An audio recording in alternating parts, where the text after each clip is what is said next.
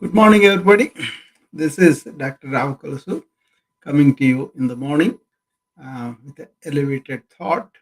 Uh, I always talk about these things in the morning. For those people who don't know me, I'm a physician since 1980. That's about 40 years, and also a bioinformatist with informatics over 10 years experience. And uh, I have ancient wisdom study and experience altogether for 25 years now. So I kind of want to bring that modern medicine and hacks from the ancient wisdom so that we have some balance in our modern life, and that's the purpose of these talks and these, not that I'm preaching anything, but I'm pointing out to some of the things that we could do to reduce stress in our lives, and live more quality life, and also to be well. The wellness of everybody is my concern as a physician and as a fellow human being and a citizen too. So that's why I bring these talks to point out certain things so that people can come and contribute, or they can take some insight from there, and then maybe they will look into their own life. That's the purpose of these talks. I have a wellness club in the morning that I do yoga with whoever comes there. And then I also have a Facebook group of the BFL, my company. So people can come and ask me questions. And also, I do frequently master classes, webinars. So webinars I've been doing since January 2020, mainly for the COVID sake. But then they evolved into something like satsang, where good people meet and then we talk about things and all that. I like to do them on Zoom so that I can interact with people. So you're all welcome to my activities and also to communicate with me, uh, um, direct message or email or anything like that. That's enough about me. Let's come to the topic. As my team is being hired and then they're helping, they told me that I have to introduce myself every day, every talk, so that's why I try to do that. And now let's go into the topic. What I'm saying is, when you get up in the morning, what do? You get up and jump out of the bed and then go and do it because you are compelled from within, like, I have to get to this, I have to do this, I have to all that. Or you take a minute, and then if you don't have any emergencies, okay, you take a minute and you say, what am I here? Where am I thinking, or am I awake in the moment? If you can do it in the moment, and that's very helpful to have a balance within our mind, not to have this explosive thoughts all the time or reactions and all that. It helps a lot, right? It has got much more than that, but at least that will start there. Start in sukoon, that means really in comfort, and then in um, being a movement or a joy that you experience when you are silent like that. And then you go from there into the day and you start with your exercises, your breakfast, and all of that. Okay. The point is, can you do with control everything? Can you be here and now when you are doing things? And can you focus on whatever you are doing? Can you have attention so concentrate on anything that becomes a joy to do and that gets done with quality? So that's why, do we get up in thought? That means all the things coming from yesterday and all the things we're forecasting for tomorrow, and then we are in that psychological state, or we get up and we feel the air, we feel the light, we feel the whatever the nature is offering with the sight and all that, or are we touch with our loved ones, like my wife or my kids and all that, And do you notice and then greet and then make them feel like you are happy to see them? Or do you have attention to your pets? Or do you have attention to the plants and the life around you? All that requires just be here and now, right? That is what I'm talking about. Can you be like that in the morning, right after you get up? Okay, and then continue that, right, through the um, um, through the day.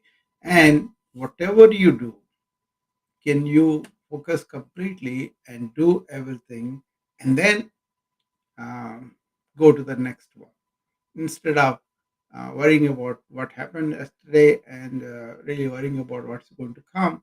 Can you be focused, attentive in the morning? That would be very relieving and also very energetic and also very um, fulfilling if you can do that. You see, any work, anything that we do. But if you compare, if you allow ourselves to be that and this, they have place, but do they have to have right after you get up? That's the question I'm taking. Especially now with all these devices, they can be very useful. Like they are useful for me to communicate with all my friends. That's fine. But if these devices become a center of life, and with taking away all those human things that I can do, then I believe that's the problem. So if I'm addicted to my phone, that's the problem, right? But people don't want to accept that they are addicted to the phone. But not only that, what is the influence the phone has on me? That's the question. That's what I'm asking.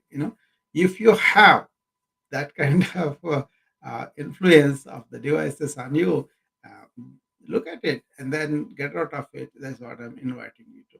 So today is why awareness. Why awareness in the morning? What does that mean? That kind of thing. So if you are out of your thought stream and if you are in your conscious spirit or conscious being, then the mind is silent. That's why it's so important. Okay, so mind is like this. A monkey, we know that because it jumps from one to other, and that also involuntary. It cannot stay in one tree. Then it has to jump to the other tree. Then you have to other branch and all, right? So involuntary movement. That's one thing. The other thing is it imitates, right? It always imitates whoever does whatever it imitates. So you go into the world and you're dealing with a friend or anybody, what they're thinking, you also kind of get into it to some degree imitation or to some degree participation. Okay, that's one thing. Then it sits there, and then suddenly a coconut falls on his head. So it is in pain, it is jumping up and down, and then it steps on a scorpion, and the scorpion stings. So this is a analogy given by Buddha. It's not my analogy. I thought it was a very good one to really understand. Okay, so the coconut is a simile for desire. Okay, because we invite desires as sometimes unconscious, sometimes conscious, and all that felt like a coconut on our mind, right? And then other thing is when you are reacting in the life, like jealousy, anger, any of those hatred, any of those things are coming, they're like a stinging, and that keeps the mind going much more passionately, much more with emotion. So, but if that's the case, maybe we can be away from the desire. Maybe we can watch the reactions, and also we kind of watch the movement of the mind going involuntarily and not get involved in that. And for that, awareness, being here and now in the moment, whatever you're doing, if you give attention, awareness, attention, then you are going to be limiting the movement of the mind. You can use that to develop the series of steps that you, but every step you are doing after the thought is done, it's brainstorm and determine what you want to do, what are the goals, what's the process and all that. But each process has so many steps, right? However small it is, can you stay with one step, one process at a time? Can you say one step of that one process at a time? Can you really break it down to small steps that you can focus complete attention? Then attention fits on itself, like, and then you will be attentive to everything that you do. This is a great quality of the spiritual beings. I believe at one time, uh, I think Ramakrishna passed. He's a great sage in southern India, and he groomed Swami Vivekananda, whom West also knows. He came here in the late 19th century, and then he met a lot of people, and he influenced a lot of people too. But Ramakrishna, before he died, he told Vivekananda to go to the West and then work, okay, and serve, seva, they call it, service, service the humanity, So he was getting ready after Ramakrishna passed. He was getting ready to come here, right? And he wasn't sure about it, so he wanted approval of Ramakrishna's wife, who is like a mother to Vivekananda. So he goes to the kitchen where she is cooking something. Sharda, even though she is an enlightened person, she was always doing everything, right? And then she was doing something in the kitchen. So he goes and asks her, "Do you think, Mama is mother, do you think, am I ready to go there?" You know, so she was looking at him, and then she said, "Pass on that knife, which is in front of him." So the way he took the knife, the way deliberately he brought it gently and gave it to her, involved lot of attention. He showed how attentive to all that process. Okay, it's not like just taking it, giving it. It was like a deliberately taken and given it. And when she saw the attentiveness he showed there, and she said, "Yeah, you are ready. You can go now." Okay, and that's a thing that happens when you really paying attention to every action, whatever you are doing. I also quote this tea ceremony that was in the Karate Kid 2 movie, old Karate Kid 2. They have this meeting between the boy and the girl, and they are in a hut, but then the walls are not all open. And then the girl is sitting in the hut, and all the tea preparation equipment is before her, right?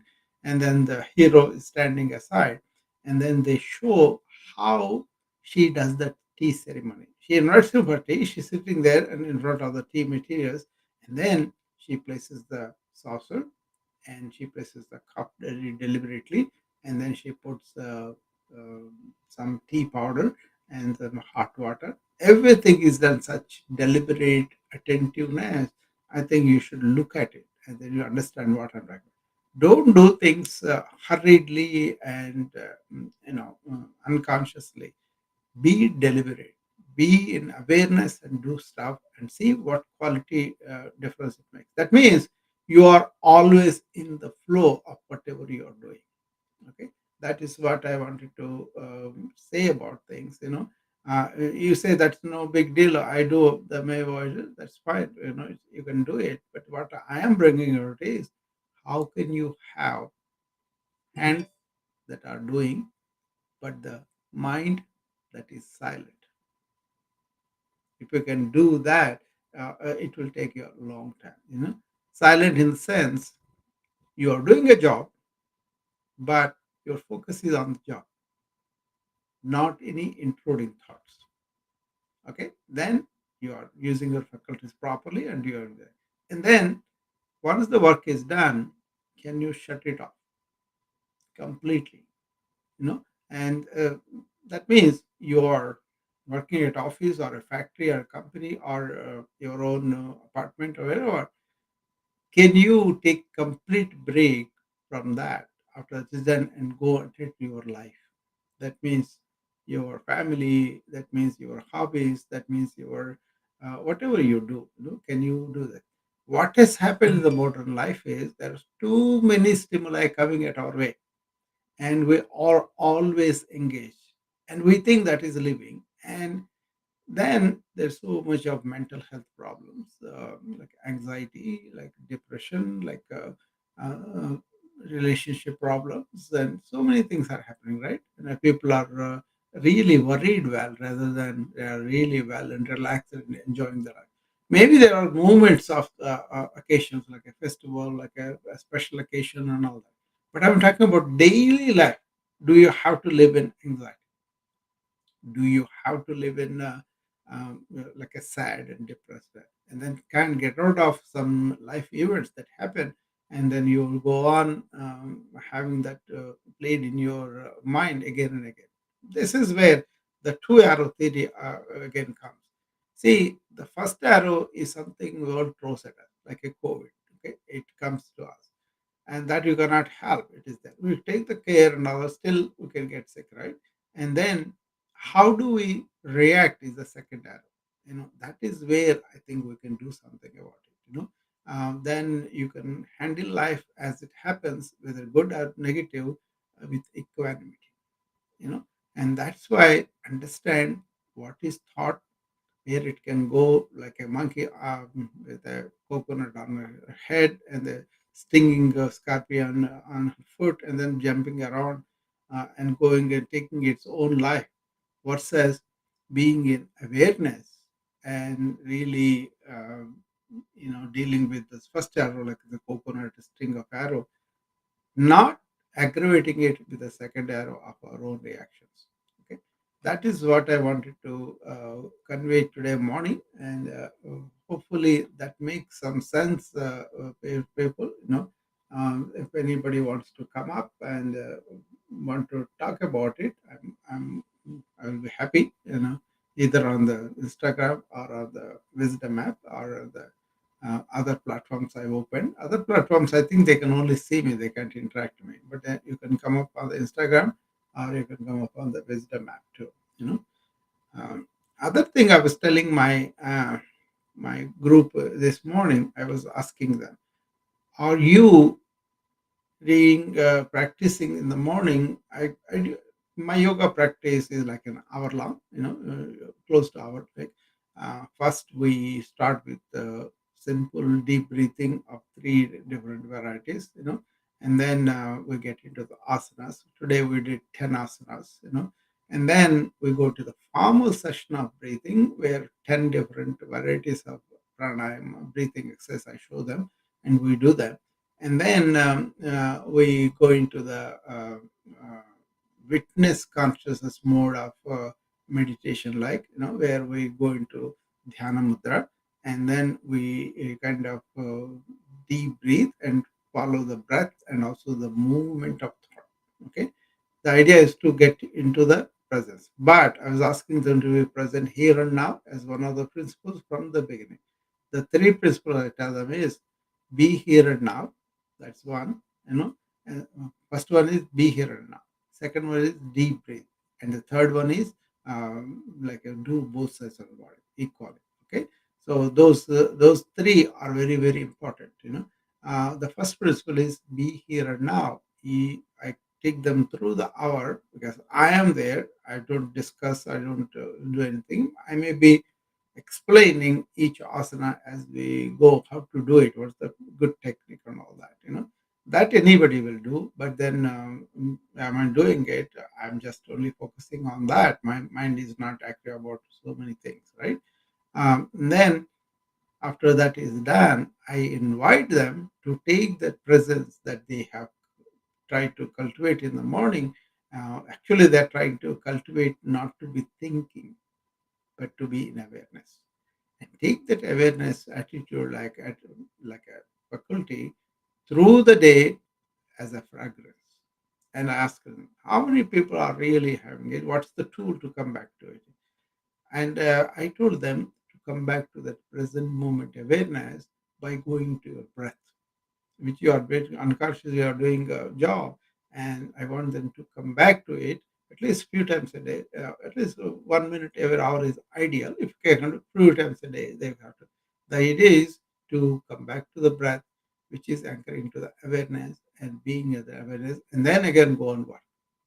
So when you are doing a job, doesn't mean that you are shut up everything and do it. Only think of the things that are related to the task. Important is not allowing the intruding thoughts. If you can do that, that will be very good. Okay, and then you will see the beauty of that. So how can I be like this talk I'm doing? I'm focused on what I want to tell, right? And I'm going to invite people if they come. Fine. Otherwise, I'll close it down in a few minutes and then and go off. But then, how do you go to the next task? Is this is done? That's it, and then I focus on the next one because my focus is always in the present, so I don't have to worry about retailing bad things, reacting to it, or making them a big deal, and then making them go into my subconscious and come back later. None of it. So the key is just be aware, just be present, just be in the present moment all the time. You know, that's not like you deliberately do it. You just be, and then everything will be easier. I don't make a special effort for that. Just be, and this is possible for everybody. Everybody can do this, but the more intellectually oriented you are, the more you have cultivated the intellect that to dominate you, the difficult time you have. But if you take, there are deeper faculties than just memory, imagination, and intellect, and you are going to have a lot more capabilities as a human being. I was talking the other day about seven states of happiness that are possible for human being. Everybody gets stuck in the base of sensory based happiness that is fleeting, ephemeral, and also addictive, right? And also temporary. It doesn't really last. But then there is a deeper types of happiness that you can experience after deep meditation. So service is the center, the three are on this side, and then three on the other side. Sensory, mind based, intellect based are the first three, and the service. And then the last three are where you really experience the ananda, joy, um, happiness, within, by experiencing that silence and then dwelling in the silence and then going beyond the silence to the transcendental state. So there are so many states of happiness possible for a human being, and you can experience that with the proper understanding and training. But my concern is, if you take the modern life, the way we are allowing the thought to race within us and thinking as a normal, and allowing these devices to amplify that is the problem. That's why I have to bring these things to the notice of other people. I'm sure people are noticing it, but they are not doing anything about it. There are practical things you do. You don't have to buy another device, another app, mind space, or you can use them in the beginning, but why are you losing your natural ability? That's another concern of mine. That's why I'm telling people, is it it's like a uh, um, simple thing, but then people don't pay attention. Okay? Be in the present in the morning, be in awareness, and through the day, take it like a fragrance, and always try to come back to the present moment by taking deep breaths and give focus to the breathing state at that time. Okay, that's why I say that present moment awareness, PMA. You can write it down on the refrigerator or on the computer, a small note like that. You can have a note like this and put it on the paper and then put it in front of your computer, and you will be reminded. Suppose you get immersed or submerged in a lot of activities that require you to use your thought and intellect. The moment you see it, you can give it a break and come. See, that is what happening in modern times is doing, doing, doing, and they're not able to come back to the being, and that's why they are burning out. I'm a burnout coach and I'm a stress coach, right? And the transformation of the leadership and all. I always tell them, are you coming from your mind, or are you coming from something deeper than mind that you are? as a human being. Being, okay? Coming from the mind, coming from the being. There are two different things completely. But are you nurturing your being? Are you paying attention to it? The inner yearning. It's a subconsciously and unconsciously you yearn for the spiritual union back to your source. But then you don't do that because of this life that has taken this kind of concentration on the mind, on the thoughts, and really going into the back or into the future. What I am inviting you is come back to the present, come back to your being. And from being, using the thought and intellect and everything else is much different than just be under the spell of the thought, which is always fleeting, always changing, always really making you react emotionally, either with sadness or with elation. They all go. But then we get involved in them sometimes. The more we are negative, the more negativity will come out because it's reinforcing you. You can reverse that when the negative, change that to some positive around it. Then you can say this negative happened so that I can learn a lesson so that I can improve. That itself positive, right? And that positiveness, and reinforces just like the negative reinforces. If you go the negative, you can go into sadness and depression. If you go to the positive, you can really overcome any situation. Okay, so that's a very important thing. But then the positive movement, self-help movement, they reinforce the mind. What I am bringing it is don't reinforce the mind, but make the mind as a slave to your being. Ego is a poor master, but good slave. Remember that, and then you will be able to get hold of that with so many other practices that we have. Okay, the whole idea of the religious activity is to understand what is ego and transgress it, and then really surrender to the bigger force or creator or God, whatever you call it, and then actually, Eastern philosophy is. Asking you to look within for your own divinity. Okay, it's not the ego, but once the ego is gone and you surrender to the real creator, then the ego is submerged, right? And then when you go to the Hindu temple, for example, they want you to bow down your head so that they can put like a small vessel on you, like the god is blessing you like that. So in front of that god, you get the Charagopram, they call it, right? So they have meaning. All these religious rituals and all that, they have meaning to direct you back to the divinity within all of us. And Vivekananda said that the purpose of religion is to realize the divinity within. But everybody thinks there's a temple. They are representative of that force. Even Ramana Maharshi said, if you go to the um, uh, Upadesha in the eighth poem, he will tell you that you got to be identifying with what is representing that murti or that idol that you are worshipping. It is representing a force that is behind. Once you understand that, you succumb to it, and then you will really surrender to it, and then your mind will not be dominating you. Okay. All right. That's what I wanted to say for today. It's almost 35 minutes. So, anybody has any questions or any comments or any contributions you want to make? You can come up. So, let me see how many people are here. Okay. Okay. So many. Dr. M is there. Sonia is there. And Helen, Fabi, Michael. Yeah, so many people are here.